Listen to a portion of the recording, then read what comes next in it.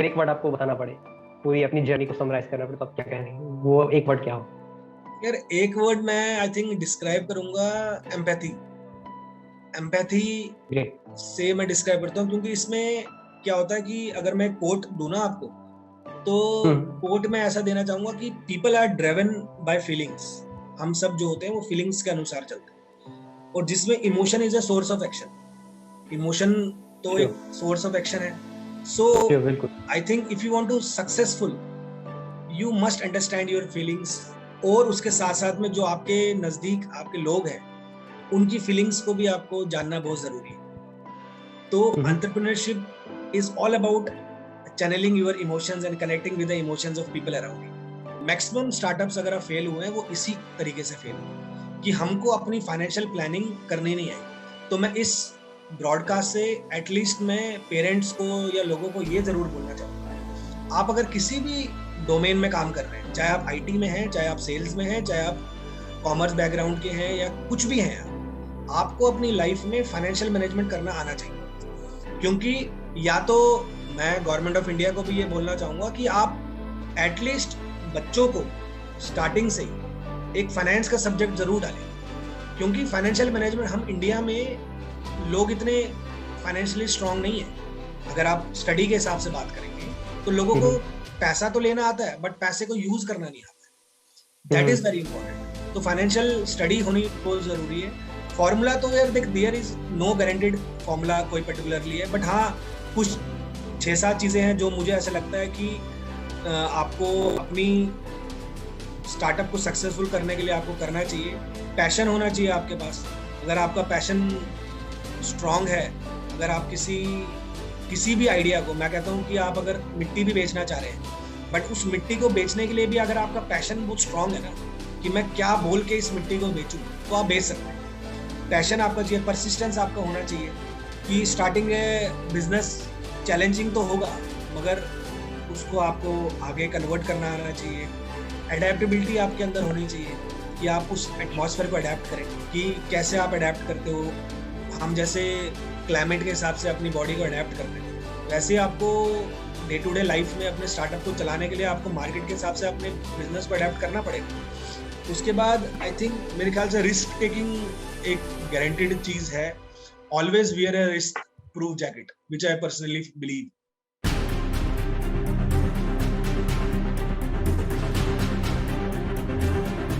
Hello everyone, welcome back to Startup Lanes. I am Sonal Pathak, Investment Banking Associate at Startup Lanes, and today we are so thrilled and so excited to have a conversation with Mr. Vineet Demby, who is the founder of the startup OneMoon. So, without any further ado, let's welcome this beautiful personality to our platform. Hello, sir. Good morning, and thank you so much for joining. Yeah, thanks, brother.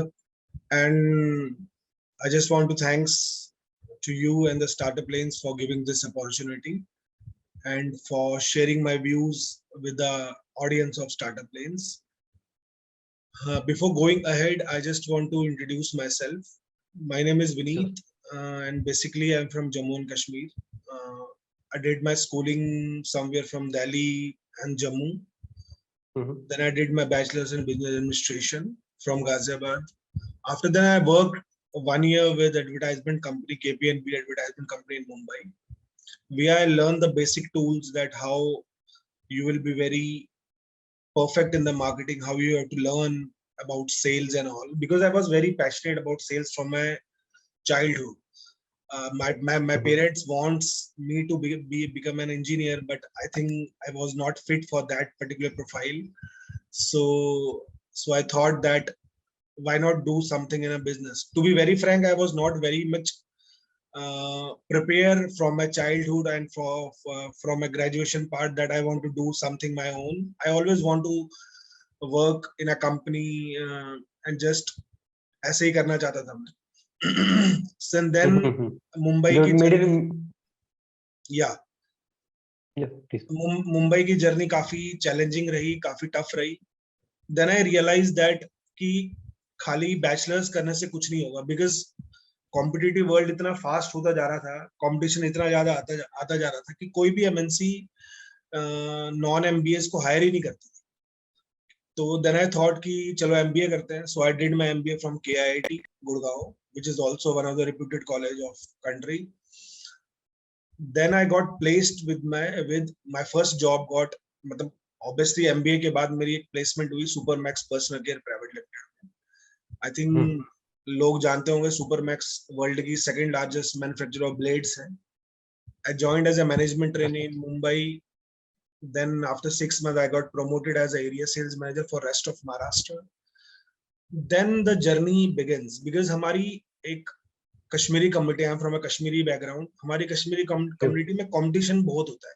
शुरू से ही वो एक ऐसा atmosphere बन जाता है, क्योंकि almost अगर आप एक जनरल सिनेरियो भी देखेंगे तो 99% ऑफ कश्मीरी स्टूडेंट्स जो है वो इंजीनियर्स होते हैं. So I was the only one in my family जिसने इंजीनियरिंग की नहीं थी. तो एक कंपटीशन हमेशा आपके माइंड में रहता है कि यार वो वहां तक पहुंच गया, आप अभी भी एक स्ट्रगल कर रहे हो. तो फाइनली एक अच्छी जॉब लगी, तो रियलाइज किया. तो तब मैंने एक मेरे माइंड में, मैं हमेशा मैं लोगों को भी ये गाइड करना चाहता हूँ कि लोगों के माइंड में एक मेंटेलिटी ऐसी बन जाती है, इंडिया में खासकर, क्योंकि हमने एजुकेशन स्टैंडर्ड को इतना ज्यादा कॉम्प्लिकेटेड बना रखा है यहाँ पे. तो यहाँ पे हम सोचते हैं कि यार अगर आप एक टियर 1 20 स्कूल, बड़े 20 स्कूल, IIM IITs या SP जैन सिम्बियोसिस से पढ़े हैं तभी आपका कुछ हो सकता है, अदरवाइज तो आप हमेशा स्ट्रगल वाले फेज में रहोगे. तो ऐसा नहीं होता है, क्योंकि मैं पर्सनली ऐसा मानता हूँ कि कुछ बच्चे ऐसे होते हैं जो अपनी ग्रेजुएशन और MBA तक की जर्नी में उतने ज्यादा मैच्योर नहीं होते, और कुछ पहले ही ज्यादा हो जाते हैं. बट ऐसा नहीं है कि जो पहले मैच्योर नहीं होते वो आगे जाके ज्यादा सक्सेसफुल नहीं हो सकते. आपको लर्निंग थोड़ी ज्यादा करनी है, लेकिन स्ट्रगल तो आपको करना पड़ेगा, क्योंकि एक IIM वाला बच्चा अगर मेहनत करके वहां तक पहुंचा, ऑब्वियसली उसने बहुत मेहनत की है, उसने कैट में जो स्कोर किया है, उसने बहुत हार्ड वर्क किया है, तब जाके उसने वो, आपने तो नॉर्मली किया, सॉरी, आपने तो नॉर्मली किया, मगर आप अगर आपको फिर उसके बाद उससे 10 गुना ज्यादा मेहनत करनी, क्योंकि आपको उस लेवल तक अगर पहुंचना है, तो अगर आप चाहते हो, और अगर आप अपनी जिंदगी नॉर्मली चलाना चाहते हो तो कोई दिक्कत नहीं. तो मैंने ये रियलाइज किया है कि मेरे को एक अपॉर्चुनिटी तो मिली, तो मुझे लाइफ में ग्रो कैसे करना है, मेरे को बहुत फास्ट ग्रो करना है. वो मेरा एक, मतलब आप कह सकते हो मैं थोड़ा सेल्फिश था उस मामले में. मैं चाहता था कि मैं थोड़ा जल्दी ग्रो करूं, क्योंकि मेरे को अपने फैमिली को भी देखना था. एक मतलब मैं एक बड़ा बेटा था अपने घर का, तो सब कुछ रिस्पॉन्सिबिलिटीज थे मेरे ऊपर. तो मैंने बहुत ज्यादा मेहनत करनी शुरू की. मैं मतलब एक्स्ट्रा वर्क करता था. 9 to 6 अगर मेरे को जॉब होती थी, मैं 10-10 11-11 बजे तक जॉब करता था. ऑब्वियसली ये गलत भी है, मगर आपको देखो लालच है तो कुछ ना कुछ तो आपको करना पड़ेगा कि आपको नजरों में आना है, क्योंकि आपके सामने कंपटीशन बहुत बड़ा है.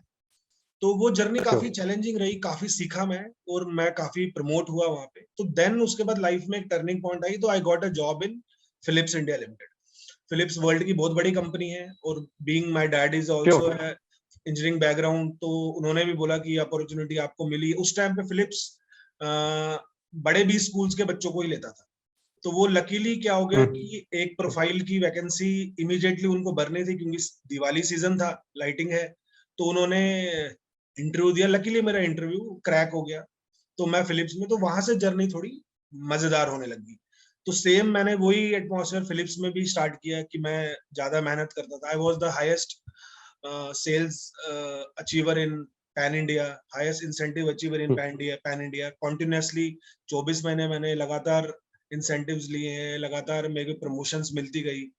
तो उसके बाद कुछ पॉलिटिकल बैकग्राउंड के कारण, पॉलिटिकल एक जो कंपनीज में कॉर्पोरेट में होता रहता है, तो वो मैं प्रमोट नहीं हो पाया, किसी और को कर दिया. तो देन आई थॉट कि नहीं यार, मुझे तो ग्रो करना है फास्ट. अब मैं यहाँ पे रहूंगा तो मेरे 1 साल और फास्ट है. देन आई जॉब चेंज कर दी, मैं पैनासोनिक में आया, तो वहां पे मैं एक बड़ा प्रोफाइल मिला, वहां से लर्निंग हुई. उसके बाद then I joined Osram, then I joined Havells. तो एक अच्छी एज तक, 32-33 तक मैं एक अच्छे स्ट्रॉन्ग बैकग्राउंड तक मैं पहुंच गया, जो मैं चाहता था. कि मतलब अगर आप मेरे सामने एक IIM वाला बंदा भी डाल दो, तो शायद मैं उसके बराबर ही था. मतलब थोड़ा बहुत ऊपर नीचे होगा ऑब्वियसली, एक अच्छी एक लेवल की पोजीशन मैंने मेंटेन कर ली थी. तो 2000 आई थिंक 14-15 तक सब कुछ बढ़िया चला. 2019 में कोरोना आया, 2019-20 में, आई थिंक 20 में यार. तो मेरे माइंड में शुरू से ही तब उससे पहले तक तो मैं जॉब ओरिएंटेड था काफी, उसके बाद फिर मैं बिजनेस ओरिएंटेड शिफ्ट होता गया। बट मैं एक टू बी वेरी ऑनेस्ट, मैं इतना, क्योंकि फैमिली बैकग्राउंड वैसा था, तो मम्मी पापा भी दोनों गवर्नमेंट जॉब वाले थे, तो एक रिस्क टेकिंग की जो कैपेसिटी थी वो नहीं आ रही थी मेरे माइंड में। फिर मेरी Sure. मतलब शादी हुई 2017 में, तो वाइफ ने काफी सपोर्ट किया। वाइफ को मैं बोलता जाता था अपने आइडियाज के बारे में, तो वो हमेशा मेरे को मना करती थी, तो मैं काफी परेशान रहता था कि यार ये किसी भी आइडिया को पसंद ही नहीं करती है। क्योंकि मैं ये मानता हूँ कि जब आप शादी करते हो तो शादी करने के बाद आई थिंक आपका डियरेस्ट फ्रेंड जो होता है वो आपकी वाइफ ही होती है, क्योंकि आप खुल के अपनी Sure. वाइफ को ही सब कुछ बता सकते हो। तो मैं हमेशा बोलता था कि मेरे को ये करना है, बिल्कुल। मेरे को वो करना है, तो वो हमेशा मेरे को उसमें इतना इंटरेस्ट नहीं देती थी। तो मैं भी नाराज होता था, हमारे बीच में बहसबाजी भी होती थी कि यार ये क्या चल रहा है।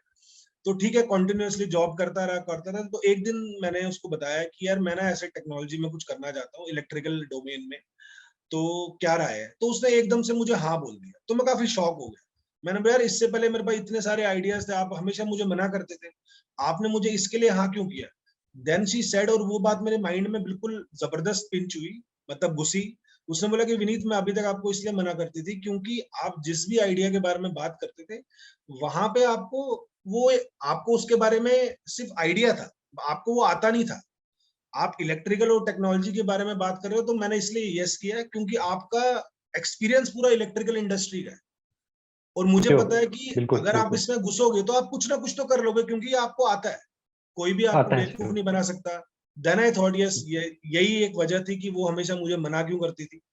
तो I think I just want to thanks my wife, because वो आल्सो वो जॉब करती है, तो उसने मुझे सपोर्ट दिया कि नहीं विनीत आप करो। Then I met my friend Shishir Gupta. तो उसके बाद हमारी बात हुई कि यार ऐसे ऐसे हम कुछ करना चाहते हैं। तो फिर शिशिर ने बोला कि चलो कोई नहीं, हम दोनों मिलके करते हैं। तो देन वी डिसाइडेड कि हम 1 वोल्ट लाएं, और इस तरीके से 17 इनोटेक हमारी जो कंपनी का नाम है वो फॉर्म हुई, और 1 वोल्ट को अब हम दुनिया के सामने लाएंगे। ये एक ब्रीफ इंट्रोडक्शन अबाउट मेरे बारे में है। तो थोड़ा बहुत इंस्पायरिंग अगर लगेगा लोगों को तो thank you. But yes, struggle काफी किया यहाँ तक पहुंचने में, जॉब के पॉइंट ऑफ व्यू से। अब एक दूसरा स्ट्रगल होगा आपको अपनी कंपनी को ऊपर लेवल पे लेके जाने के लिए। So this is about Sure. Myself. Sure sir, very interesting journey sir. आपने इतना कुछ शेयर किया और उसमें बहुत कुछ I think lot to learn to the aspiring entrepreneurs. और सर डेफिनेटली हम तो हमारी तरफ से विश रहेगा कि आपकी कंपनी जिसको बोलते हैं दिन दूनी रात चौगुनी उन्नति करिए, thank you you, make it thank you, really big. Okay sir. Thanks. So my first question was something related to this. आपने काफी हद तक स्पॉन्सर कर भी दिया है, but let me ask it anyway कि have you always did you always want to launch a startup? हमेशा से प्लान ये था कि नहीं अपना कुछ करना है, एक बिजनेस करना है, या कहीं से एक अकस्मात ये आइडिया है, समथिंग हैपेंड? यार पता क्या आइडिया, मतलब ये काफी इंटरेस्टिंग क्वेश्चन है, और काफी मुश्किल क्वेश्चन भी है, क्योंकि हर एज किसी यू आंसर सेड को कि तो, आप या एज यू सेड कि आप ऐसे बैकग्राउंड से आते हो कि आपकी मतलब से पहले से कोई इंजीनियर था, आपने एक अलग रास्ता चुना। उसके बाद फिर आपके एज यू सेड कि आपके माता पिता जो है गवर्नमेंट जॉब में है, तो ये काफी एक अलग ही काफी रिवोल्यूशनरी पाथ आपने ले लिया। तो दैट्स व्हाई यार आई ये वुड ना लाइक टू वो ask this that's question. That's हाँ, ये बिल्कुल सही बात है। ये काफी इंटरेस्टिंग क्वेश्चन है, उसी के मुकाबले में काफी मुश्किल भी है। क्योंकि जब आप एक ऐसी फैमिली से बिलोंग करते हैं जहाँ पे आपका जो अर्निंग सोर्स होता है वो सिर्फ एक सरकारी नौकरी है, क्योंकि आपने सिर्फ उतनी ही दुनिया देखी है कि आप सुबह जाते हैं शाम को आते हैं, और अपने पेरेंट्स को भी वो देखते आते हैं, क्योंकि बेचारे वो भी मेहनत करते हैं ऑब्वियसली। तो प्राइवेट इंडस्ट्री श्योर में क्या श्योर। होता है कि आपने आज ये जॉब छोड़ दी, कल आप वहां चले गए, आपने 30% ग्रोथ ले लिया, 40 ले लिया, 50 ले लिया, तो आप अपनी जर्नी कर देते हैं। सरकारी जॉब में तो ऐसा होता नहीं है। गवर्नमेंट जॉब में एक फिक्स्ड आपका है, जैसे जैसे चलता रहेगा वैसे वैसे चलता रहेगा। तो बिल्कुल। 2011 से जब काम शुरू किया, ऑनेस्टली माइंड में कुछ नहीं था कि मेरे को बिजनेस करना है। हमेशा से ये रहा था कि मुझे जॉब करना है, क्योंकि मम्मी पापा दोनों को देखा था। तो हम्म। जॉब करते करते करते, क्योंकि सबसे पहले एक इंडिविजुअल का गोल क्या होता है कि उसको पैसा कमाना है, श्योर उसको बिल्कुल। अपनी वो सारी खुशियां लेनी है जो वो चाहता है, या माँ बाप को देनी है, भाई को देनी है, बहन को देनी है, यही चाहता है वो। मैं भी यही चाहता था कि मैं कुछ करूं। तो हार्डवर्क करता गया, पैसा कमाता गया, इंसेंटिव्स आते गए, मजा आने लग गया लाइफ में कि जो चाहता था वो खरीदता गया, तो घर ले लिया, गाड़ी ले ली, सब कुछ कर लिया, तो एक एक स्टेबल लेवल पे पहुंच गया। फिर जब मैं सेल्स करता था या सेल्स मार्केटिंग में बड़े प्रोफाइल पे आया, नॉर्थ हेड बना, रीजनल लेवल तक पहुंचा, तो मैं हमेशा मार्केट में देखता था कि कंपटीशन जो है ना वो दिन ब दिन बढ़ता जा रहा है। कंपनीज काफी आ रही है, एटमबर्ग आ गई, काफी बड़ी बड़ी कंपनीज आ गई। तो हमेशा जो एक कंज्यूमर है इंडिया का खासकर, वो अट्रैक्ट करता है एक अच्छे प्राइस के प्रोडक्ट को। अगर आप उसको एक मिक्सर ग्राइंडर दोगे 5,000 रुपए का, और सेम क्वालिटी का मिक्सर ग्राइंडर आप उसको अगर 3,000 रुपए में दोगे, तो 110% वो 3,000 वाला लेगा। तो हमेशा मैं बिल्कुल ये श्योर। देखता था कि इंडिया का जो कंज्यूमर है ना, वो प्राइस ओरिएंटेड ज्यादा है। क्वालिटी तो वो, और वो क्वालिटी भी चाहता है। मतलब हम दोनों जो है, जैसे अगर यूएस में जाओगे तो यूएस के कस्टमर क्वालिटी ओरिएंटेड ज्यादा रहते हैं, वो ब्रांड लॉयल रहते हैं। तो हम्म। हमारे इंडिया में क्या होता है कि हम्म। हम भी ब्रांड लॉयल थे, मगर अब धीरे धीरे हम शिफ्ट हो गए कि यार हमें बस प्राइस चाहिए, क्योंकि बाइंग कैपेसिटी बहुत ज्यादा हो गई। तो हमेशा मैं सोचता था कि यार कुछ ऐसा करूं कि कुछ ऐसे प्रोडक्ट लाऊं मार्केट में, ताकि एक मिडिल क्लास फैमिली वाला भी, यार उससे लो इनकम ग्रुप वाला भी हिचकिचाए ना खरीदने में, उसको दिक्कत है। और बेस्ट टू बेस्ट प्रोडक्ट, क्योंकि इंडिया दिन ब दिन ग्रो करता जा रहा है। पहले हम दूसरी कंट्रीज के ऊपर डिपेंडेंट होते थे, अब हम सेल्फ काम कर रहे हैं। काफी सारे ओईएम्स इंडिया में डेवलप होते गए, काफी टेक्नोलॉजी इंक्रीज होती गई। तो ये एक माइंड में फ्रेमवर्क बनता गया कि नहीं यार, अब कुछ करना है, अब कुछ करना है, अब कुछ करना है। मगर वो कब करना है वो माइंड में नहीं था, वो आ ही नहीं रहा था। क्योंकि आप जॉब में होते हो तो आपको पता है कि यार 1 से 30 तारीख आपको जॉब करनी है, 1 तारीख को सैलरी मिलेगी। तो एकदम से आप अगर आप छोड़ दोगे, तो आप, या तो आपका बहुत ही बड़ा नेटवर्क है कि आपको वीसी पहले दिन खड़ा है आपको $1 मिलियन लेके, तो बात अलग है। या तो आप बहुत ही बड़े बी स्कूल के हो, यूएस से पढ़ के आए हो, तो आपको लोग दे देंगे हम्म। "लो जी पैसा"। ऐसा तो कुछ था नहीं, एक्सपीरियंस था नो डाउट, मगर उस एक्सपीरियंस का कोई वैल्यू नहीं होता अंटिल जब तक आपको पैसा मार्केट से मिलता नहीं है।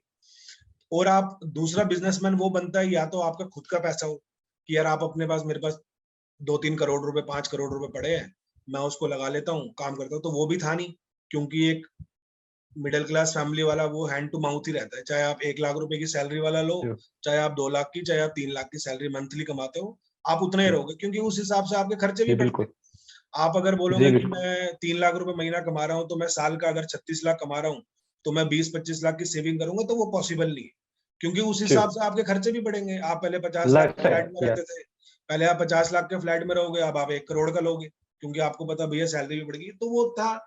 तो बट यस, तो बातें होती रही, नेटवर्किंग चलती रही, साथ साथ में मैं काम भी करता रहा अपने आइडिया पे।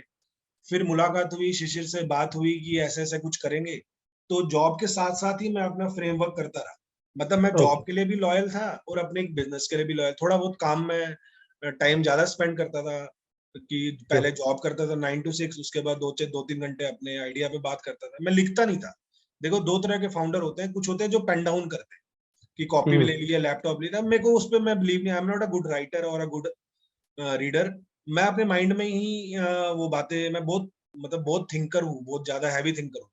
तो अपने माइंड में ही मैं वो करता रहा, स्क्रॉल करता रहा, कि एक, जब पूरा दिमाग भर गया कि नहीं यार अब घुसना है, तो देन आई डिसाइडेड कि इसमें चलो घुसते हैं। क्या होगा, ज्यादा से ज्यादा आप अपनी लाइफ में 1 साल पीछे हो जाओगे।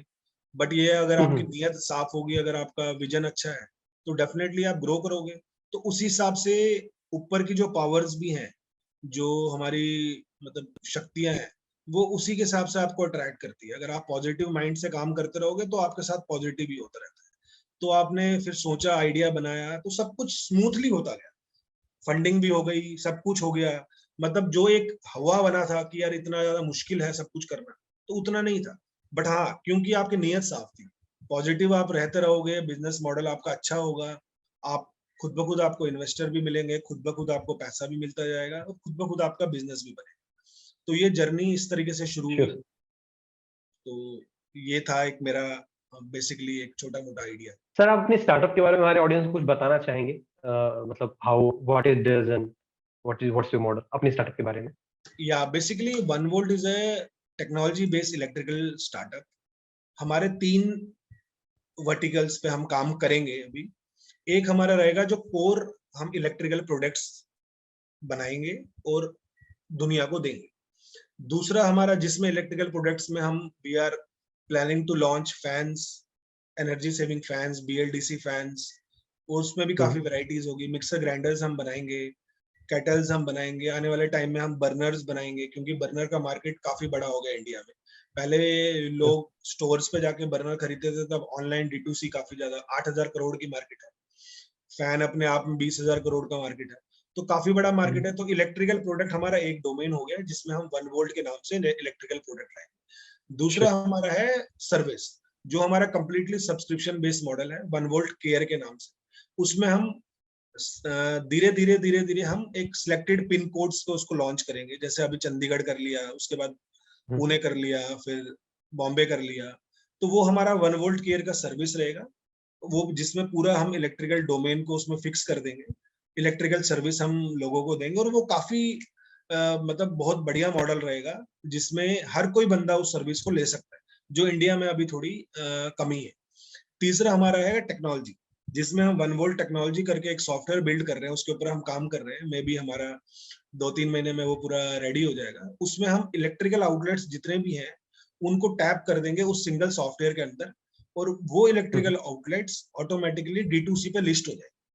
अभी क्या हो रहा था कि वो इलेक्ट्रिकल आउटलेट खुद अमेजोन पे जा रहा था, वहां पे 12-13% कमीशन दे रहा था। तो अभी ONDC जब से आ रहा है, तब से हम चाहते हैं कि एक लोकल छोटा मोटा दुकानदार भी है, वो अपने शॉप से भी बेचे और D2C में भी आ जाए। और हम एक ऐसा सॉफ्टवेयर डेवलप करके दे रहे हैं जिससे उसकी पूरा जो उसकी दुकान की जो सप्लाई चेन है, या दुकान का जो उसका बिलिंग एटमॉस्फेयर है, या जो भी वो कर रहा है, वो सारा उस सॉफ्टवेयर के अंदर हम बड़े प्यार से उसको फिक्स करके दे देंगे, ताकि वो एक सिंगल क्लिक से सब कुछ अपना रिपोर्ट जनरेट कर ले, सब कुछ ले ले, उसका स्टॉक कहाँ पे पड़ा है, कितना पड़ा है, क्या पड़ा है, कौन सा मटेरियल वो कितने रुपए में ऑनलाइन पे बेचना चाह रहा है। तो इस तरीके से हम अपने 3 मॉडल पे हम काम करना चाह रहे हैं। आने वाले टाइम में फ्यूचर में हम, अभी हमारी कुछ फॉरेन कंट्रीज के साथ भी बात चल रही है। अभी हम अफ्रीका के साथ भी टच में हैं, नाइजीरिया में हमारी बात चल रही है, गल्फ में हम कतर से बात कर रहे हैं। तो कुछ ऐसी कंट्रीज में भी हम अपने आप को डेवलप करेंगे। अभी हम धीरे धीरे, क्या होता है कि पहले हम अपना एक बेस रेडी कर रहे हैं। हमें थोड़ा टाइम इसलिए ज्यादा लग रहा है क्योंकि हम पहले से ही अपने जो हर्डल्स आने वाले हैं फ्यूचर में, उनको हम खत्म कर रहे हैं। कि हम आने वाले टाइम में कुछ ऐसी जैसे अफ्रीका है, अफ्रीका में आज की डेट में अगर आप देखेंगे तो दे लाइक इंडियन प्रोडक्ट्स। पहले क्यों, चाइना वो डोमिनेट कर रहा है वहां पे। तो चाइना और इंडिया का कन्फ्लिक्ट जो है जब से है, कि तब से हम इंडियन पावर जो है वो काफी स्ट्रांग होती जा रही है। तो अफ्रीका हमारे लिए काफी बड़ा मार्केट है, इंडिया तो है ही ऑब्वियसली। तो इस तरीके से जो हम ये चीजें हैं जो डेवलप कर रहे हैं, आने वाले टाइम में हम ERP सॉफ्टवेयर में भी आने का प्लान कर रहे हैं। कुछ ऐसी ऐसी चीजें हैं जो हम धीरे धीरे डेवलप कर रहे हैं। डेफिनेटली इसमें कुछ अच्छा ही करेंगे। फिजिकल स्टोर प्रेजेंस भी हम लाने वाले हैं फ्यूचर में, कि हमारे खुद के पर्सनल आउटलेट्स भी होंगे। वो हम आने वाले टाइम में फ्रेंचाइजीज के तौर पे भी दे सकते हैं, या खुद भी कर सकते हैं। तो वो एक, हम और हमारी टीम उस पर काम कर रही है। तो ये थोड़ा बहुत हमारे स्टार्टअप के बारे में। कोर इलेक्ट्रिकल प्रोडक्ट रहेंगे, कोर इलेक्ट्रिकल डोमेन। आने वाले टाइम में हम फ्यूचर में अगर इलेक्ट्रिकल इंडस्ट्री के अलावा किसी और में जाना चाहते हैं तो डेफिनेटली उसमें जाएंगे। तो अभी तो हमारा फोकस सिर्फ इलेक्ट्रिकल का है, और उसके बाद कुछ और में भी बात चल रही है हमारी। हम कुछ टॉयज के सेक्शन में भी जाना चाहेंगे फ्यूचर में, तो वो भी हम कर रहे हैं।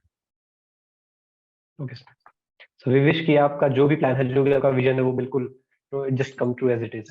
Thanks. So how do you describe the work culture of your startup?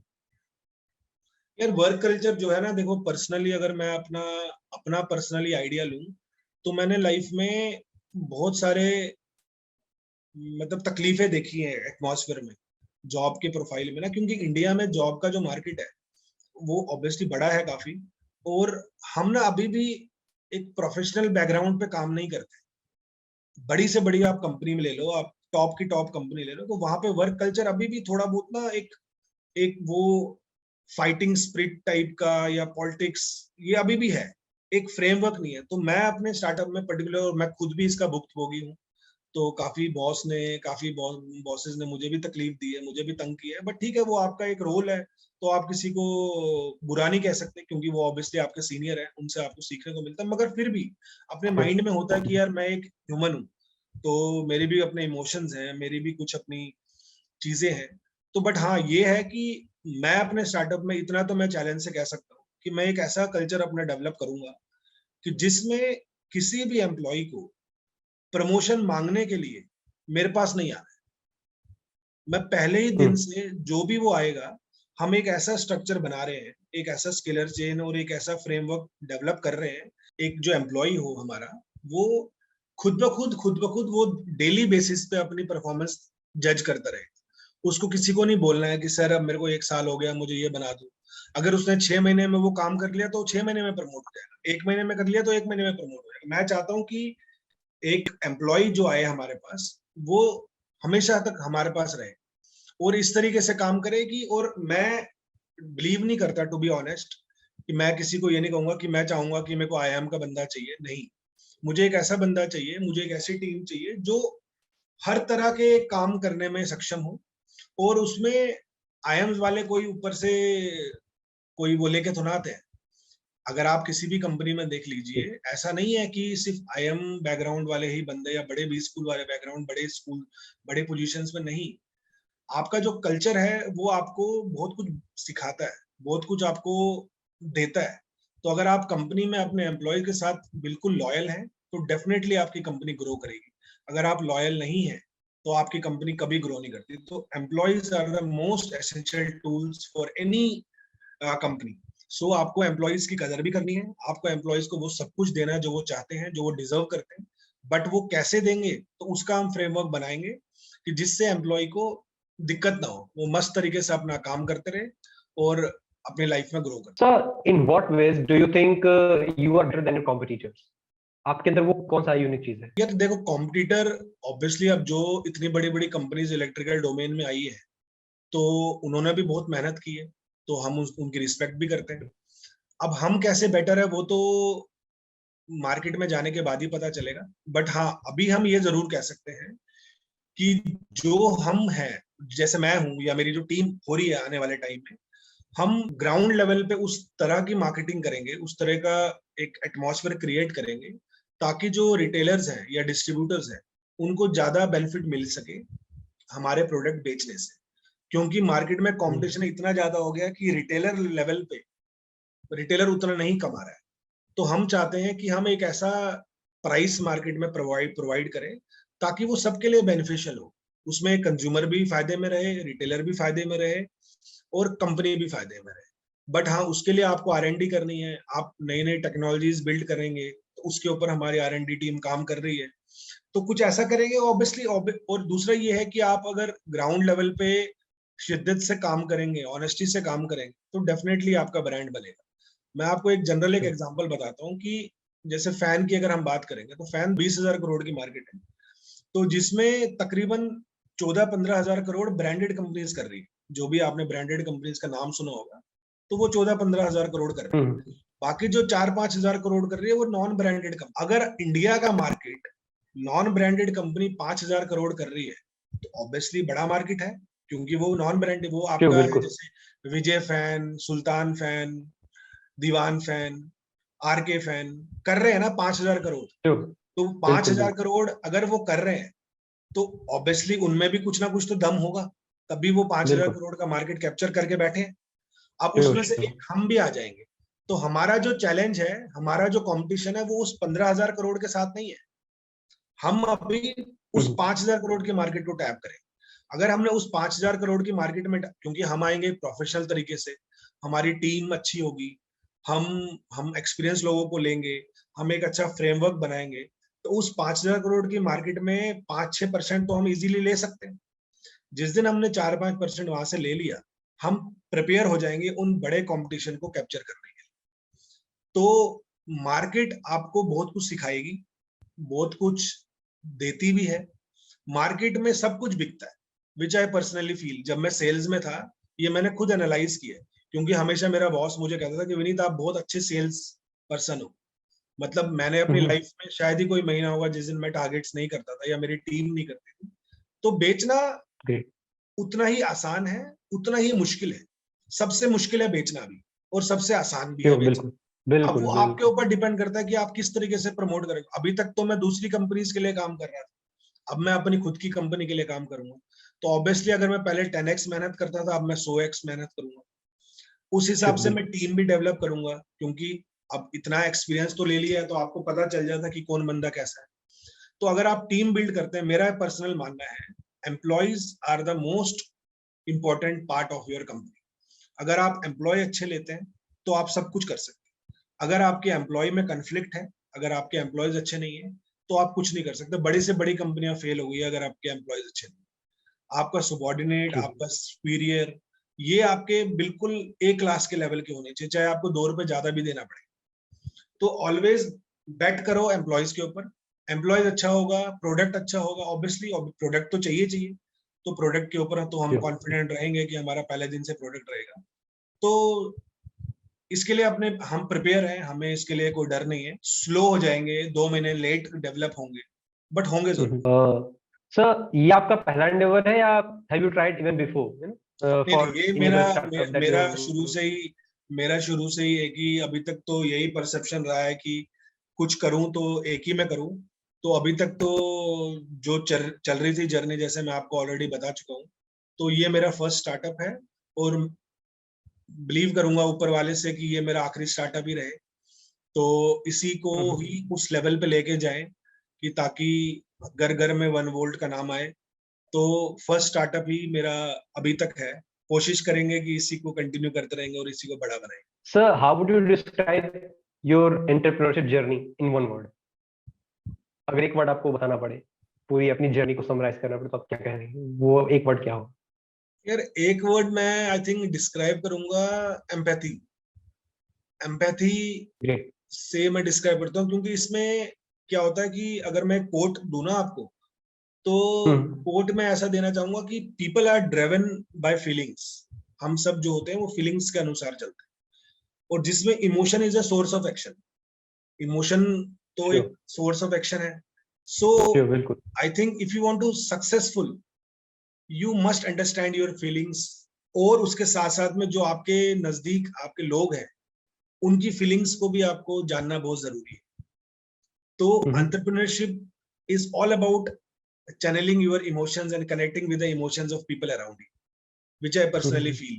क्योंकि एक जो सक्सेसफुल एंटरप्रेन्योर की जर्नी जो होती है, वो आपको अपने इमोशंस भी देखने हैं, और आपको अपने इमोशंस को आपके आसपास के जितने भी लोग हैं, आपके एनवायरनमेंट के आसपास जितने भी लोग हैं, उनके साथ आपको इमोशंस को कनेक्ट करना है। It's all about connecting. Startup क्या है, बिजनेस क्या है, it's all about connecting. So I think ये इस हिसाब से कह सकते हैं। और अगर if you can have all the knowledge in the world, but अगर आप उतनी नॉलेज के बाद भी आप एक्शन लेने में कामयाब ही नहीं रहेंगे, तो आप आगे नहीं पहुंच पाए।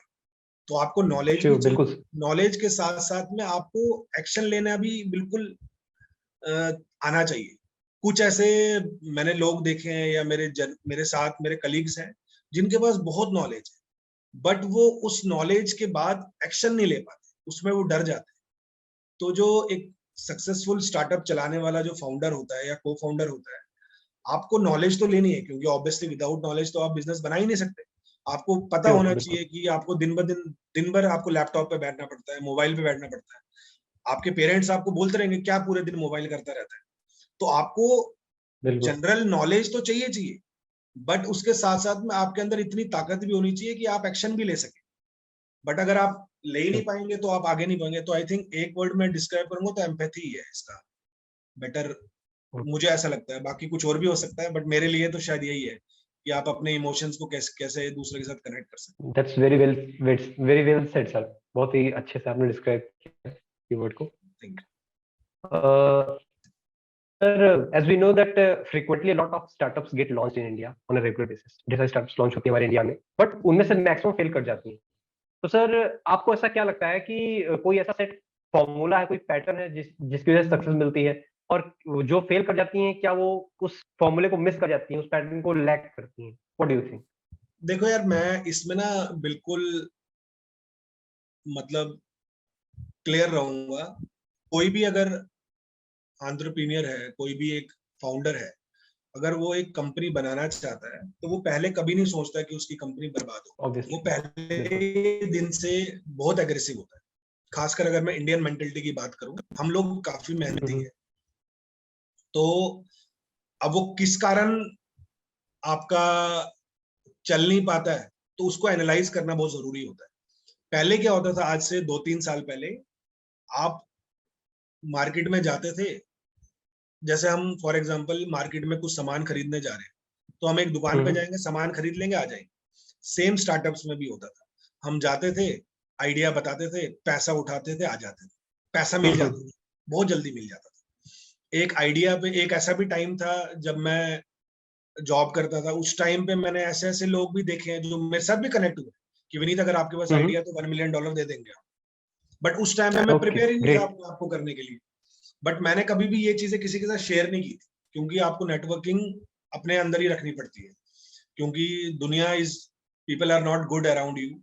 तो फिर धीरे धीरे एक ऐसा स्टेज आता गया, तो पैसा मार्केट से मिलना बहुत मुश्किल हो गया।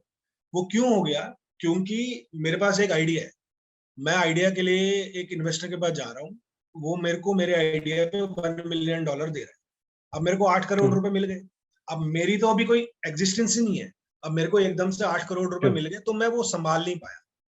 मैंने 3 करोड़ इसमें लगा दिए, 2 करोड़ उसमें लगा दिए, 1 करोड़ उसमें लगा दिए, मार्केटिंग में, कस्टमर एक्विजिशन कॉस्ट में जहाँ 200 रुपए लगने हैं, वहां पे मैंने 2000 रुपए लगा दिए। मेरा EBITDA गिरता गया, मेरे को प्रॉफिट आफ्टर टैक्स पूरा खत्म हो गया मेरा। करते करते करते, क्योंकि देखो पैसा तो आखिरकार तो जाएगा ही, तो करते करते करते करते 1 साल के अंदर वो 8 करोड़ कब खत्म हो गए मुझे पता ही नहीं चला। मैंने अपनी सैलरी, जहां मैं पहले में 1 लाख रुपए लेता था, मैंने 5 लाख रुपए सैलरी लग दी। मैंने अपने आप को तो बना दिया, मगर मैंने अपने साथ साथ में इन्वेस्टर का पैसा भी डुबा दिया, और सब कुछ खत्म। मैक्सिमम स्टार्टअप्स अगर आप फेल हुए हैं, वो इसी तरीके से फेल हुए कि हमको अपनी फाइनेंशियल प्लानिंग करनी नहीं आई। तो मैं इस ब्रॉडकास्ट से एटलीस्ट मैं पेरेंट्स को या लोगों को ये जरूर बोलना चाहूंगा, आप अगर किसी भी डोमेन में काम कर रहे हैं, चाहे आप आईटी में हैं, चाहे आप सेल्स में हैं, चाहे आप कॉमर्स बैकग्राउंड के हैं, या कुछ भी हैं, आपको अपनी लाइफ में फाइनेंशियल मैनेजमेंट करना आना चाहिए। क्योंकि या तो मैं गवर्नमेंट ऑफ इंडिया को भी ये बोलना चाहूंगा कि आप एटलीस्ट बच्चों को स्टार्टिंग से ही एक फाइनेंस का सब्जेक्ट जरूर डालें, क्योंकि फाइनेंशियल मैनेजमेंट, हम इंडिया में लोग इतने फाइनेंशियली स्ट्रांग नहीं है। अगर आप स्टडी के हिसाब से बात करेंगे, तो लोगों को पैसा तो लेना आता है, बट पैसे को यूज करना नहीं आता। That is very important. तो फाइनेंशियल स्टडी होनी बहुत जरूरी है। फॉर्मूला तो यार देख, there is no guaranteed formula कोई पर्टिकुलरली है, बट हाँ कुछ 6-7 चीजें हैं जो मुझे ऐसा लगता है कि आपको अपनी स्टार्टअप को सक्सेसफुल करने के लिए आपको करना चाहिए। पैशन होना चाहिए आपके पास। अगर आपका पैशन स्ट्रांग है, अगर आप किसी भी आइडिया को, मैं कहता हूँ कि आप अगर मिट्टी भी बेचना चाह रहे हैं, बट उस मिट्टी को बेचने के लिए भी अगर आपका पैशन बहुत स्ट्रांग है ना, कि मैं क्या बोल के इस मिट्टी को बेचूं, तो आप बेच सकते हैं। पैशन आपका चाहिए, परसिस्टेंस आपका होना चाहिए, कि स्टार्टिंग बिजनेस चैलेंजिंग तो होगा, मगर उसको आपको आगे कन्वर्ट करना आना चाहिए। अडेप्टेबिलिटी आपके अंदर होनी चाहिए, कि आप उस एटमॉस्फेयर को अडेप्ट करें, कि कैसे आप अडेप्ट करते हो। हम जैसे क्लाइमेट के हिसाब से अपनी बॉडी को अडेप्ट करते हैं, वैसे आपको डे टू डे लाइफ में अपने स्टार्टअप को चलाने के लिए आपको मार्केट के हिसाब से अपने बिजनेस को अडेप्ट करना पड़ेगा। उसके बाद आई थिंक, मेरे ख्याल से रिस्क टेकिंग एक गारंटेड चीज है। Always wear a risk proof jacket, which I personally believe. हमेशा एक ऐसी जैकेट पहनो जो रिस्क प्रूफ हो, मतलब रिस्क लेने की आपकी जो ताकत है वो इतनी ज्यादा होनी चाहिए। मतलब अगर आप बड़े से बड़ा बिजनेसमैन भी देख लो, एक ट्रेडर भी देख लो जो स्टॉक मार्केट में काम करता है, तो वही सक्सेसफुल होता है जो रिस्क लेता है। आप अगर बोलोगे कि मुझे यार आज मैंने ट्रेडिंग में पैसा डाल दिया, 2000 रुपए मैं लूंगा, तो आप 2000 की जगह 200 रुपए लेके निकल जाते हो। जैसे ही आप स्टॉक बेचते हो, अगले ही 5 मिनट के अंदर वो 20,000 हो जाता है। तो रिस्क लेने की आपकी ताकत होनी चाहिए। दूसरा, आपको इनोवेटिव होना चाहिए। आपको डे टू डे लाइफ में अपने आप को इनोवेट करना पड़ेगा, खुद को भी करना पड़ेगा, अपने बिजनेस को भी करना पड़ेगा। और आई थिंक एक सबसे इम्पोर्टेंट जो मुझे ऐसा लगता है कि किसी भी बिजनेसमैन को अगर सक्सेसफुल होना है, या किसी भी यूथ को सक्सेसफुल होना है स्टार्टअप के नजरिए में, तो आपको अपनी नेटवर्किंग बहुत स्ट्रांग बनानी पड़ेगी।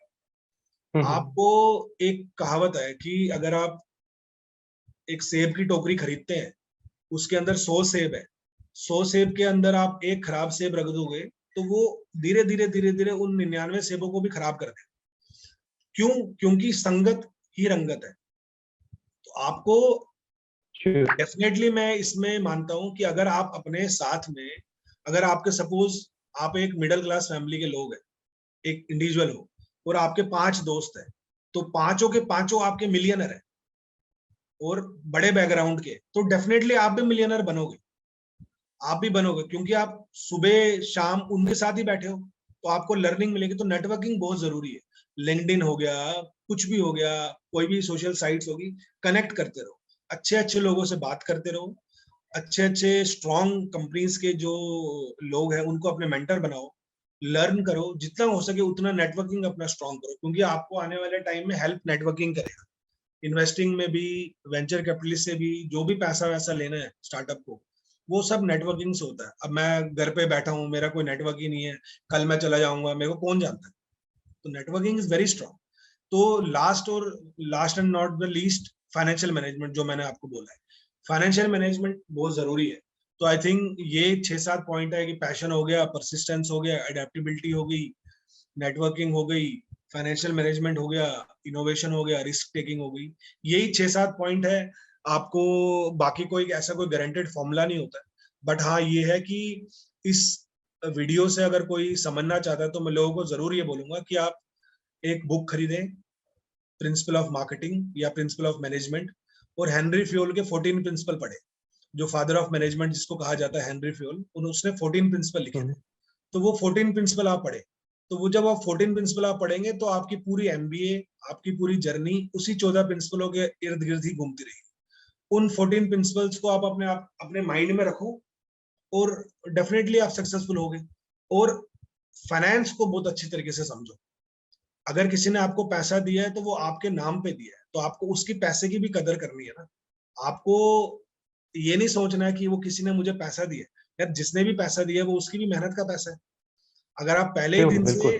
पहले दिन से अगर आप लॉयल नहीं रहोगे उस मनी को लेकर, तो आपका बिजनेस कभी ग्रो नहीं होगा। अमन गुप्ता देख लो, बोर्ड के फाउंडर देख लो, मेरा काफी इंस्पायर करता हूँ मैं उसको। मतलब बंदे ने अगर एक ऐसा कैटेगरी पकड़ा जो सबसे खतरनाक कैटेगरी है, सबसे चैलेंजिंग कैटेगरी है, आज उस कैटेगरी में वो पूरी दुनिया का सबसे बड़ा ब्रांड बन गया। बड़े से बड़े प्लेयर उसने खत्म कर दिए। पहले ट्रू। वो 100 करोड़ के, जब तक वो उसने 100 करोड़ का रेवेन्यू नहीं किया था तब तक उसने फंडिंग ली भी नहीं थी। वही 20-30 लाख 40 लाख रुपए जो उसने आसपास एंजल इन्वेस्टर से उठाया, 100 करोड़ का धंधा बनाया। फिर उसको, आपके पास खुद आएंगे लोग पैसे लेके, आपके ट्रू। पास लोग, तो आपको खुद ब खुद, क्योंकि देखो क्यों बंदा क्यों सक्सेसफुल हुआ, क्योंकि सीए बैकग्राउंड का है।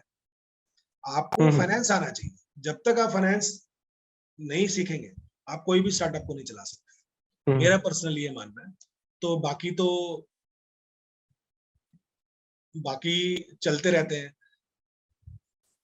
इसमें मैं ये कोट करना चाहूंगा कि आजकल के लोगों को मैं ये बोलना चाहूंगा कि अगर आप, क्या बोलते हैं उसको, कि अगर आप, if you can't fly then run. अगर ट्रू। आप उड़ना नहीं जानते तो भागो। If you can't run then walk. अगर भागना नहीं जानते तो चलो। If you can't walk then crawl. True. But whatever you do, you do have to whatever you keep, can. But you have to keep moving forward. आपको आगे बढ़ना पड़ेगा, ट्रू। कुछ भी करो, ट्रू। ट्रू। आपको आगे तो बढ़ना है। नहीं उड़ पाते हो तो भागो, नहीं भाग पाते हो तो चलो, नहीं चल पाते तो क्रॉल करो, कुछ भी करो, बट आपको आगे तो बढ़ना है यार। Sure sure. तो ये कुछ है लाइफ में जो कोट्स आप हमेशा अपनी माइंड में रिकॉल करते रहते हो। तो स्टार्टअप जर्नी को हमने बहुत कॉम्प्लिकेटेड बना दिया है हिंदुस्तान में। ऐसा नहीं है। मैं तो कहता हूँ हर किसी बंदे को अपना काम करना चाहिए। आप अपना काम करो, बट पैशन से करो, ऑनेस्टी से करो, लॉयल्टी से करो। आप अगर उसमें थोड़ी बहुत जोल जपाटी कर दोगे तो आपको मजा नहीं आएगा। आप ग्रो तो हो जाओगे, बट आप गिरोगे बहुत बुरी तरीके से। आपको करना है तो आप पहले कुछ बनो तो सही, बाद में तो आपको एटमॉस्फेयर के हिसाब से अपने आप को करना ही, चेंज करना ही पड़ेगा। अब आप किसी ऐसी ट्रू। कंट्री में चले गए कि जहाँ पे पॉलिटिकल बैकग्राउंड बहुत ही ज्यादा स्ट्रांग है, वहां पे आप बिना पॉलिटिक्स के कुछ कर ही नहीं सकते, तो आपको उसके हिसाब से अपने आप को ढलना पड़ेगा, वो अलग बात है। तो अगर आप किसी फॉरेन कंट्री में चले गए जहां पे आप प्रेसिडेंट या प्राइम मिनिस्टर के बगैर कुछ भी नहीं कर सकते, तो आपको उनके पास जाके बात करनी पड़ेगी। आपको ट्रू। अपने आप को तो कुछ ना, आप सिचुएशन के हिसाब से अपने आप को काम करना पड़ेगा ना। बट आप बोलोगे कि ट्रू। नहीं मैं ईगो में रहूंगा, तो नहीं, तो वो पॉसिबल नहीं है। तो मैक्सिमम स्टार्टअप्स इसलिए गिरते हैं, आप मार्केट को सर्वे नहीं करते। अब कुछ ऐसे स्टार्टअप्स में नाम नहीं लेना चाहूंगा, प्रोडक्ट बेचते हैं मार्केट में, वो प्रोडक्ट 500 रुपए में मिलता है, आप उसको 1500 में बेच रहे हो, तो क्यों लेगा कोई आदमी यार? आप उसको 500 में बेचो यार, उसको आप 400 में लाओ, आप उसको 600 में लाओ। आप उसको बोलोगे ट्रू। कि मैं ट्रू। 1500 मिलेगा, तो 1500 में आपको 10 कंज्यूमर मिलेंगे। 500 में बेचोगे तो 200 लोग आएंगे खरीदने के। प्रॉफिट मार्जिन आपका भले 10% है, उसमें आपका 100% है, बट आप ये देखो ना कि आपके कितने प्रोडक्ट बिक रहे हैं, रिपीट ट्रू। आपका कस्टमर बढ़ता जा रहा है। तो वो थोड़ा ट्रू। आजकल के लोग नहीं कर रहे हैं, विच आई पर्सनली फील कि बहुत जरूरी है लाइफ। वो इट वाज मतलब काफी इंसाइटफुल था सर, और आई होप लोग सीखें इससे, इस चीज को, जो पॉइंट्स आपने बताए, स्टार्टअप्स एक्चुअली फेल क्यों करती हैं। Sir, as your as your founder of a startup, आप सर जिस तरह का काम आप करते हैं, वर्किंग डे एंड नाइट, काफी मेहनत करना, डे नाइट काम करना, तो सर ऐसे मतलब इस तरह से काम करने में आपको काफी ज्यादा स्ट्रेस और फ्रस्ट्रेशन भी मतलब फील करना पड़ता होगा। तो सर आप आपका क्या मैकेनिज्म है, आपका कैसे आप मतलब उनको हैंडल करते हैं? यार देखो, मैं तो कहता हूँ कि दुनिया में शायद ही कोई इंसान होगा जिसकी लाइफ में स्ट्रेस नहीं होगा। आपको, ट्रू। मेरे एक बॉस होते थे, तो राजुल टंडन नाम था उनका। तो वो हमेशा मुझे कहते थे कि विनीत, लाइफ में ना टाइम मैनेजमेंट की बहुत अहमियत है, आपको टाइम मैनेजमेंट करना आना चाहिए। तो तब हम क्या करते थे, सुबह निकल जाते थे 9 बजे मार्केट में, शाम को 10 बजे आते थे, चल रहा था, इंसेंटिव आ रहे थे, सब कुछ आ रहा था। मगर उसने बोला कि विनीत, इससे मजा नहीं है, आप काम ऐसा करो कि आप टाइम पे खत्म करो, आपको टाइम मैनेज करना आना चाहिए। तो स्टार्टअप में या जॉब में ये सिर्फ हमने अपने माइंड में एक बना रखा है कि आपको स्ट्रेस होगा। स्ट्रेस तो देखो हर किसी लाइफ में, आप अगर एज ए स्टूडेंट है तो आपको स्ट्रेस है कि मुझे पेपर में अच्छे नंबर चाहिए, फिर आपको ट्रू। स्ट्रेस आएगा कि मुझे अच्छे कॉलेज में एडमिशन चाहिए, फिर आपको स्ट्रेस आएगा कि मुझे अच्छी जॉब चाहिए, फिर मुझे आपको स्ट्रेस आएगा कि मुझे अच्छी लड़की से या लड़के से शादी करनी है, फिर आपको स्ट्रेस आएगा, शादी भी कर ली, फिर आपको चाहिए कि मेरे इन लॉज अच्छे होने चाहिए, फिर आपको स्ट्रेस आएगा कि ये मेरे बच्चे अच्छे हो। तो ये जिंदगी भर का तरीका है लाइफ, जो stress is a part of life. हमने नेवर उसको एंडिंग। हमने उसको दुश्मन बना दिया है। स्ट्रेस आपका दुश्मन नहीं है, और स्ट्रेस किसको लेना है वो आपके ऊपर डिपेंड करता है। अगर आप पॉजिटिव माइंड से काम करेंगे, आपको कभी स्ट्रेस नहीं आएगा। एक अच्छा फाउंडर, एक अच्छा एम्प्लॉय वही हो सक्सेसफुल होता है जिसको टाइम मैनेजमेंट करना आएगा, जिसको तरीके से काम, हाँ ऑब्वियसली अब आप एक कंपनी बना रहे हैं, अभी आप एक कंपनी में जॉब करते हैं, आपको पता है कि भैया 30 तारीख को मुझे सैलरी आ जाएगी। अब आप अपना खुद का एक बिजनेस बना रहे हैं, तो आपको थोड़ी मेहनत तो करनी पड़ेगी, तो वो मेहनत है, वो स्ट्रेस नहीं है। अब उसको आप स्ट्रेस में कैसे कन्वर्ट करते हो वो आपके ऊपर डिपेंड करता है। अगर आपने अपने माइंड में ऐसा बना रखा है, यार ये नहीं हुआ, ये नहीं हुआ, ये नहीं हुआ, ये नहीं हुआ, तो आप खुद ब खुद अपने अंदर स्ट्रेस लेते रहो।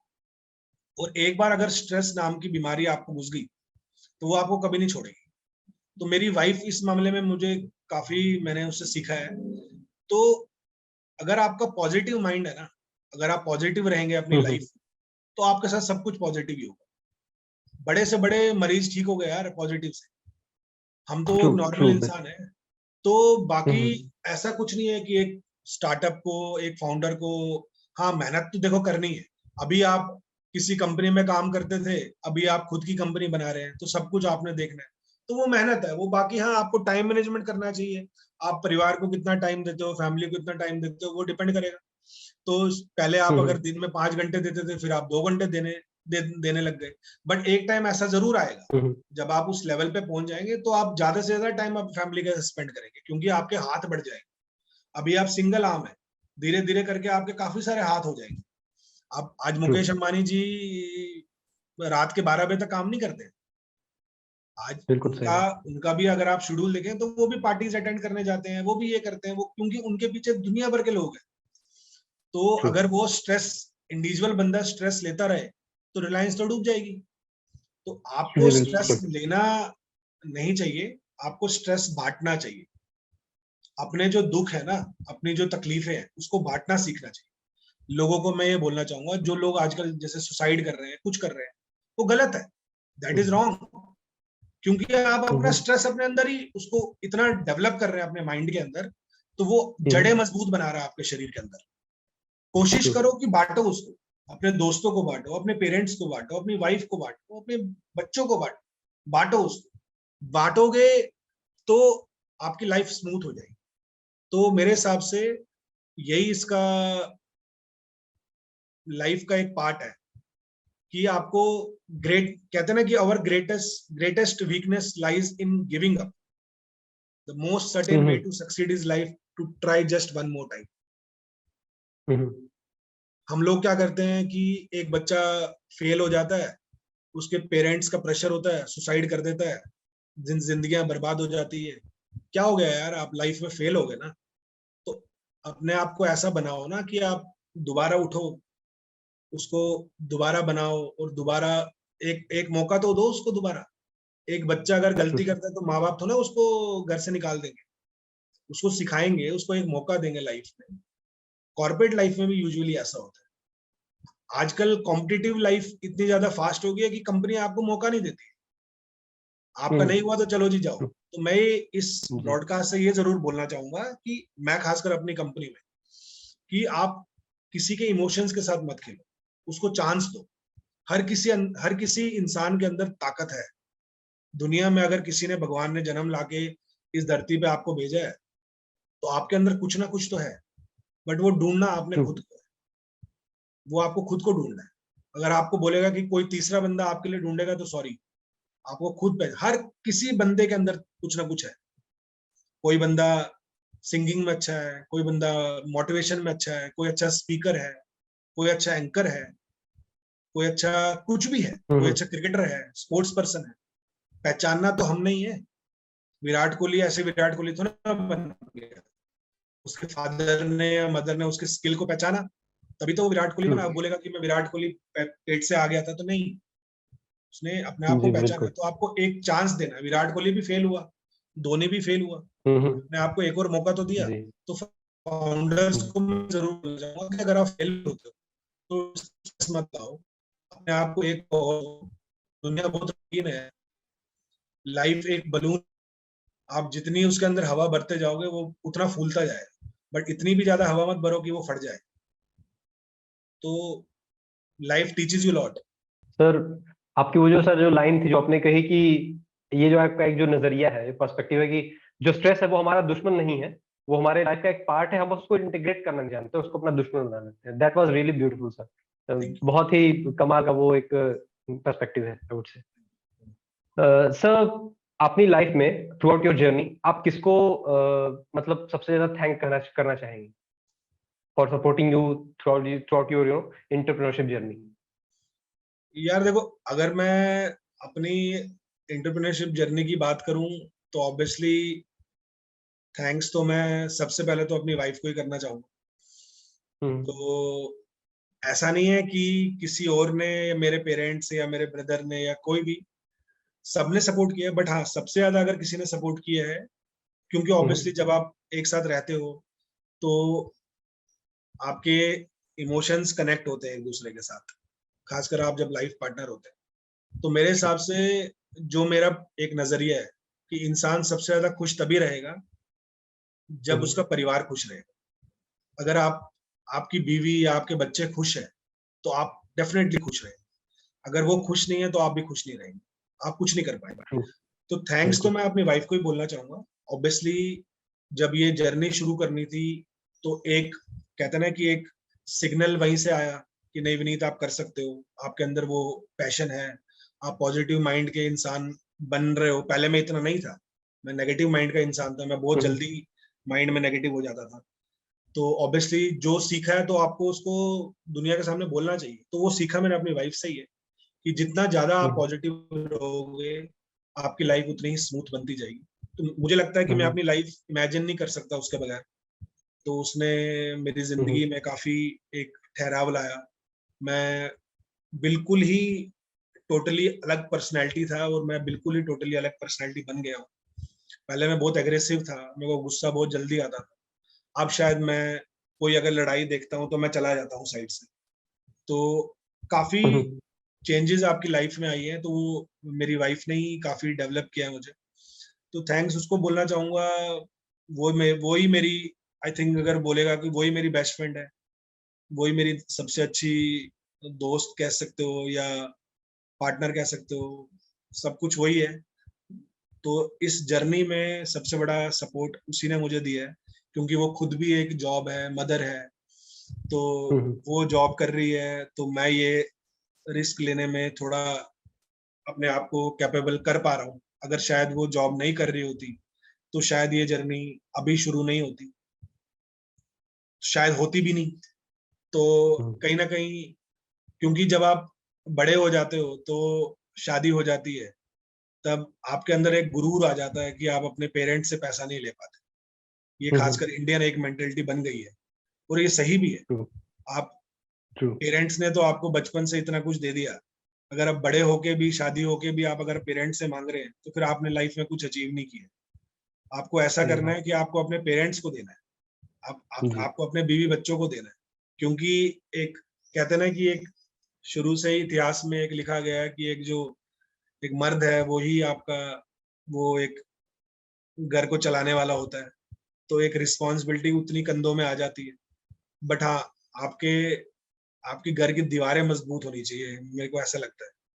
तो उन दीवारों में आपके पेरेंट्स भी आते हैं, आपकी बीवी भी आती है, आपके बच्चे भी आते हैं, आपके इन लॉज भी आते हैं, सब आते हैं।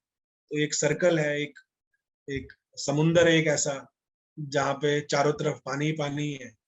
वो आपको पहचानना है कि आप कितना नीचे जा सकते हैं।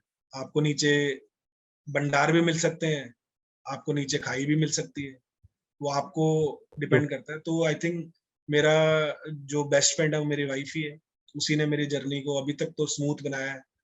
और बाकी तो कुछ, बाकी तो यही है। As it is said, sir, कि हर कामयाब इंसान के पीछे, हर कामयाब आदमी के पीछे कहीं कहीं एक औरत का भी हाथ होता है। जरूर तो जरूर, वो बिल्कुल ट्रू है, दिस इज एग्जांपल वो ऑफ ट्रू है। सपोर्ट कहते देयर। ना कि वो एक हमारे शास्त्रों में कहा गई है एक बात, कही गई है बात कि जो औरत होती है, जो औरत होती है वो देवी का रूप होती है। तो कहीं ना कहीं उसके अंदर कुछ ना कुछ तो है, स्पार्क है। मतलब वो अगर कुछ आपको बोलेगी, देखो आपको एक चीज जरूर मानना है कि अगर वो आपको कुछ बोल रही है ना, तो वो ऑब्वियसली आपके लिए गलत तो नहीं बोलेगी। खासकर आपके लिए तो नहीं बोलेगी, बाकी के लिए बोले ना बोले, बट आपको गलत नहीं बोले। बट आपको वो पहचानना चाहिए कि वो कब सही बोल रही है। तो मेरे केस में ये हुआ कि मैंने आपको पहले बताया कि मैं इतने आइडियाज बताता था, तो वो कभी एक्सेप्ट नहीं करती। क्या है ये, नहीं करो, जॉब करो, मैं जॉब ओरिएंटेड ही रहना चाहूंगी, मैं चाहती हूँ तुम भी रहो, वो रहो। बट जब मैंने उसको अपने इस आइडिया के बारे में बताया तो उसने एकदम से मुझे यस बोला, क्योंकि उसको मेरे इस मॉडल के ऊपर पूरा विश्वास है। उसको पता है कि ये कर लेगा, कि विनीत अगर आज रियल एस्टेट का बिल्डर बनेगा तो वो शायद उस हिसाब से घर नहीं बना पाए, उसको पहले 1-2 साल 4 साल सीखना है। इसके बारे में तो उसको पता ही है ना, क्योंकि अब आपकी एज हो गई है, अब आप 34-35 साल के हो गए, तो अब ऐसा तो है नहीं कि अब आप 5 साल फिर दोबारा लगाओगे सीखने में। तो वही करो जिसके बारे में आपको पता है। तो sir, what is your feedback for startup plans? यार स्टार्टअप लेना देख बहुत अच्छी, एक कहते हैं ना कि एक ऑर्गेनाइजेशन डेवलप होती जा रही है इंडिया में, और काफी अच्छे लोग हैं, उन्होंने काफी अच्छी टीम हायर की हुई है। मैं लोगों को ये बोलना चाहूंगा कि आप ज्यादा से ज्यादा इस स्टार्टअप लेन से जुड़े, और आपके पास अगर आइडियाज हैं, आप अगर कुछ बिजनेस कर रहे हैं और आप किसी भी तरीके से मॉनेटरी टर्म्स में कुछ सपोर्ट लेना चाहते हैं, फंडिंग लेना चाहते हैं, छोटे मोटी लेवल की, देखो स्टार्टअप ना दो तरह के होते हैं। एक होता है कि आपको जी पहले ही दिन से $2 मिलियन, $3 मिलियन, $10 मिलियन चाहिए, नहीं। आप 5 लाख रुपए 10 लाख से भी बिजनेस बना सकते हैं। India True. में आज की डेट में पैसा कमाना उतना ही आसान भी है और उतना ही मुश्किल भी, क्योंकि अब जी। सोर्सेज बहुत खुल गए ना। आप इंस्टाग्राम में लोग पेज बना बना के 2-2 लाख रुपए कमा रहे हैं, 5-5 लाख रुपए कमा रहे हैं। True. YouTuber True. आप देख लो आज कहाँ तक पहुंच गए। बट जी। आपको एक, अगर मॉनेटरी में आप स्ट्रांग नहीं है, आपके पास अगर एक अच्छा आइडिया है और आप थोड़ा बहुत बिजनेस कर रहे हैं, आप स्टार्टर लेन से जुड़े, ज्यादा से ज्यादा उसको फॉलो करें, उनसे कांटेक्ट करें, उनकी टीम आपको इतना सपोर्ट करेगी, मतलब आप सोच भी नहीं सकते, हर चीज वो करेंगे। तो I think True. Startup lens को अपने आप को और बड़ा बनाना चाहिए, ताकि एक ऐसे सेमिनार कंडक्ट करो, सिटी टू सिटी जाओ, अपने छोटे छोटे ऑफिस खोलो, यूथ को कनेक्ट करो, जितना ज्यादा हो सके उतने ज्यादा लोग, क्योंकि लोग पैशनेट है काम करने के लिए। अब इंडिया में वो True. क्रांति आ रही है स्टार्टअप की। तो अभी भी एक स्टार्टअप करने वाला बच्चा, उसको बेचारे को पता नहीं है कि मुझे कहाँ कैसे पहुंचना है। मैंने आपको क्या बोला, या तो आप आईआईटी आईएम वाले हो तो डायरेक्टली आपको मिल जाएगा पैसा, बट True. सारे नहीं होते ना। IIT Yeah. आईएम से ज्यादा पब्लिक जो है वो नॉन आईआईटी आईएम्स वाले लोग हैं। आईआईटीज तो 20-30 ही है इंडिया में, Obviously. बाकी कॉलेजेस बिल्कुल तो बिल्कुल। लाखों हैं। वो लोग भी तो True. करना चाहते हैं।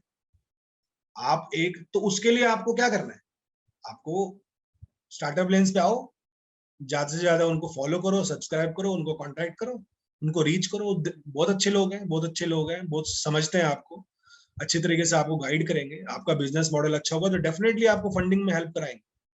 बट उसके लिए आपको पता चाहिए। तो ये ब्रॉडकास्ट ज्यादा से ज्यादा लोग देखो, शेयर करो, स्टार्टअप लेन्स को फॉलो करो और कोशिश करो और एक अच्छे सक्सेसफुल एंटरप्रेन्योर बनो और भारत देश का नाम रोशन करो। यही बोलना चाहूंगा। Thank you so much for those kind words about startup plans, sir. So our next question is something like that कि आपका जो मैसेज है वो जो भी एस्पायरिंग एंटरप्रेन्योर्स या फिर स्टार्टअप फाउंडर्स जो स्टार्टअप खोलना चाहते हैं, जो इस ब्रॉडकास्ट को देख रहे हैं, आपका उनके लिए आप उनसे कुछ कहना चाहेंगे? आपका उनके लिए क्या मैसेज है? यार कहना तो मैं ये चाहूंगा कि मैंने पहले ही आपको एक कोट किया, वो इसके साथ बिल्कुल फिट होता है कि वही, if you can't fly then run. तो ट्रू। करते रहो, हार्डवर्क करते रहो। True. Hard work is don't the give key up. Of success. मेहनत करते जाओ, जरूरी नहीं है। देखो लोगों ने ना एक ऐसा माइंड सेटअप बना दिया है कि मुझे भी फाउंडर बनना है, दैट्स ट्रू सर, बिल्कुल मुझे सही भी बात। बनना है, उसको देख के मुझे जरूरी नहीं है यार। आप अपने प्रोफाइल में, अपनी जॉब में भी इस लेवल पे पहुंच सकते हैं कि आपको पता नहीं है।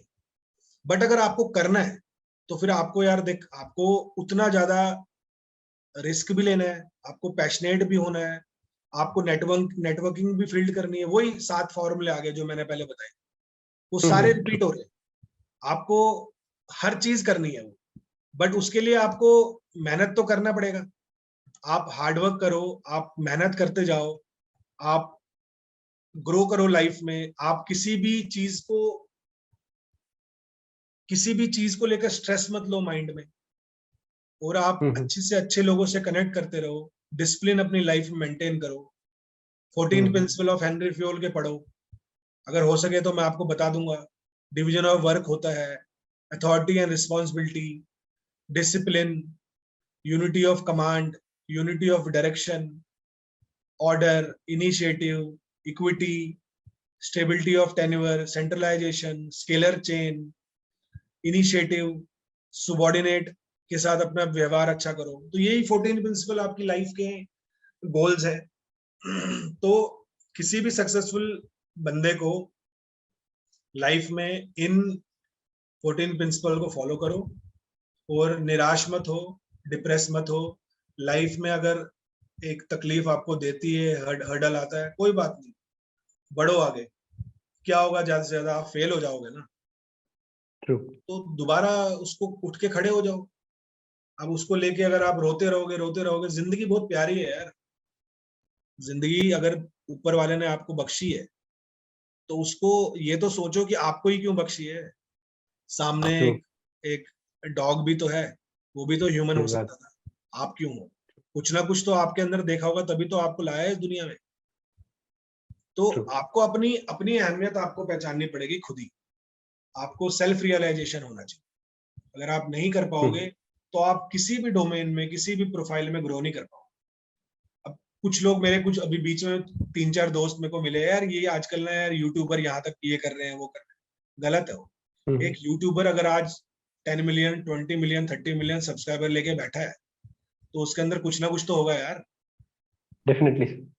आप Definitely. यूट्यूब चैनल खोलो अपना, 10 सब्सक्राइबर लेने में आपकी बुरी हालत हो जाएगी। कोई आपको सब्सक्राइब क्यों करेगा? सही आपको बात। अच्छा कंटेंट डालना पड़ेगा, आपको अच्छी वीडियो डालनी पड़ेगी, आपको दिन भर मेहनत करनी पड़ेगी। एक एक वीडियो को आपको 3-3 घंटे, 4-4 घंटे एडिट करना पड़ेगा। तभी तो आपके व्यूअर्स बढ़ेंगे, तभी तो सब्सक्रिप्शन आएंगे। सेम स्टार्टअप में आपको मेहनत करनी है, पहले दिन से मेहनत करनी है, एंड तक मेहनत करनी है। अब वो डिपेंड करता है कि आप किस तरीके की मेहनत करें। फास्ट भागते रहोगे लाइफ में, जल्दी जल्दी आपको ग्रीड आता जाएगा, तो आज तो पैसा कमा लोगे, बट 1 साल 2 साल के बाद गिरोगे बहुत बुरी तरीके से। तो प्रॉपर तरीके से घर को बनाओ। पहले स्ट्रॉन्ग करो नीचे का, फिर दीवारें खड़ी करो, फिर उस पर प्लस्तर करो, फिर छत डालो, फिर पीओपी बनाओ, फिर धीरे धीरे धीरे धीरे बहुत प्यारा सा घर बनेगा। पहले ही बोलूंगा मैं 1 महीने के अंदर घर खड़ा कर दूंगा, तो वो 1 साल 2 साल के बाद गिर जाएगा। So तो basically go step by step. Step to step follow करो, अच्छे तरीके से काम करो, सक्सेसफुल जरूर हो। ऐसे ऐसे स्टार्टअप के केसेस है यार जो बहुत अच्छा कर रहे हैं, कुछ भी नहीं कर रहे हैं, मतलब उनका कोई भी खास प्रोडक्ट नहीं है, बट 10-10 करोड़ 20-20 करोड़ का रेवेन्यू जनरेट कर रहे हैं। बहुत हो गया यार। आपने अगर 10 करोड़ का रेवेन्यू भी कर लिया, 10% भी कमा लिया साल का, आप कितना कमा लिया आपने? 1 करोड़ रुपए कमा लिया आपने। कौन सी जॉब आपको 1 करोड़ रुपए दे रही है? तो Yes, sir. 10 crore True. Hindustan में रेवेन्यू बनाना कोई बड़ी बात नहीं। पूरा इंडिया है यार आपके पास, 28 state, 8 It's a union big territory, market. 8 या 9, अब तो ज्यादा ही होंगी states.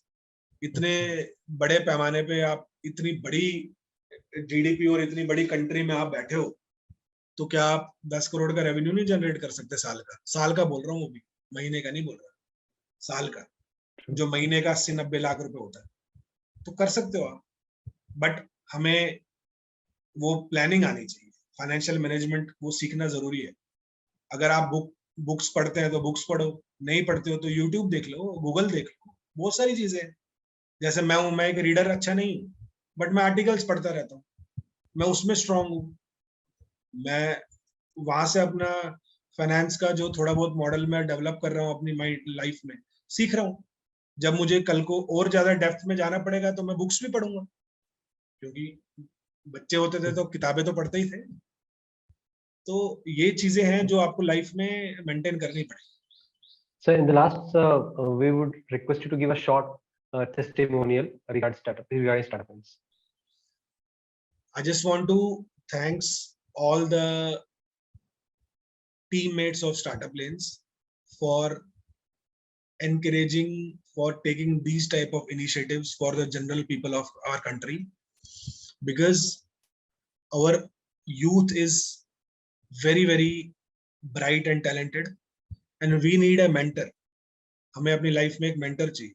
I think startup lens को अपना एक मेंटर बनाओ, कनेक्ट करो उनके साथ, उनको कॉल करो, कांटेक्ट करो, वो आपको इतने अच्छे तरीके से गाइड कर लेंगे। स्टार्टअप लेन्स के साथ मेरा एक्सपीरियंस तो बहुत अच्छा स्ट्रॉन्ग है, क्योंकि स्टार्टअप लेन्स तो मतलब मेरा दोस्त ही है, तो वो तो ऐसा कुछ नहीं है। तो बट हाँ, मैं अपने केस में ये नहीं बोलना चाहूंगा, क्योंकि मैं फाउंडर ऑफ स्टार्टअप लेन्स जो है Shishir Gupta is my founder, also he is my cofounder, also मेरा दोस्त भी है।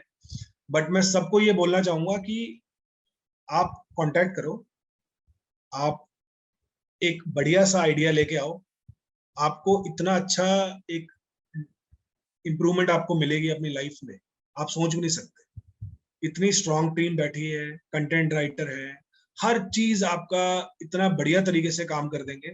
आपको फंडिंग मिल जाएगी, आप अपना पैशनेट तरीके से काम करो, लाइफ में ग्रो करो, पेरेंट्स का नाम रोशन करो, बीवी बच्चों का नाम रोशन करो, ज्यादा से ज्यादा लोग कनेक्ट करो, और इंडिया को एक स्टार्टअप का हब बनाओ। मैं तो ये बोलना चाहूंगा कि जो सिलिकॉन वैली हम यूएसए की बात करते हैं, तो इंडिया को बनाओ। एक ऐसा टाइम आएगा कि India will be the super power, और वो हम, और स्टार्टअप में तो हम करेंगे, इतना तो हमें पता है, क्योंकि हमारा यूथ काफी पैशनेट होता जा रहा है दिन ब दिन. तो I just want to thanks to you also, Sonal, for giving this opportunity, and I just want to Thank you, thanks sir. to everyone जो मेरे साथ कनेक्टेड हैं, जिन्होंने मेरी जर्नी को स्मूथ बनाया है. And I just want to thanks to Shishir also for becoming part of my life. And definitely I just want to thanks my mentor. मैं उनका नाम भी लेना चाहूंगा, mister Anil Wasim sir. he was ex president of Havells India Limited. वो मेरे mentor भी हैं और हमारे 1 वोल्ट के मेंटर भी हैं. उनको भी थैंक्स बोलना चाहूंगा कि उन्होंने टाइम पे हमें गाइड किया, टाइम टू टाइम हमें गाइड करते रहते हैं, हमें डांटते रहते हैं, हमें सिखाते रहते हैं. तो बहुत सारे लोग हैं, मैं मेरे एक्स बॉस, मेरे कलीग्स, सबको मैं थैंक्स बोलना चाहूंगा. शायद आप लोगों ने जो सिखाया वही शायद काम आएगा. And I just want to thanks you also, Sonal, for taking Thank you. this broadcast in a very good manner. Thank you very much. Thanks a lot. Thank you so much. Sir, thank you so much for taking your time out and talking to us. I think this interaction has been really informative. And the startup founders, the aspiring entrepreneurs, when they watch it, they are going to learn a lot of things. Personally, I learned a lot of things. Thanks a lot for such a brilliant ideas on personal as well as professional life. Sir. Thank you so much. Thank you. Thank you. And Thank you. sir, that will be from our side. Now we are signing off. Thank you so much for joining. Thanks a lot.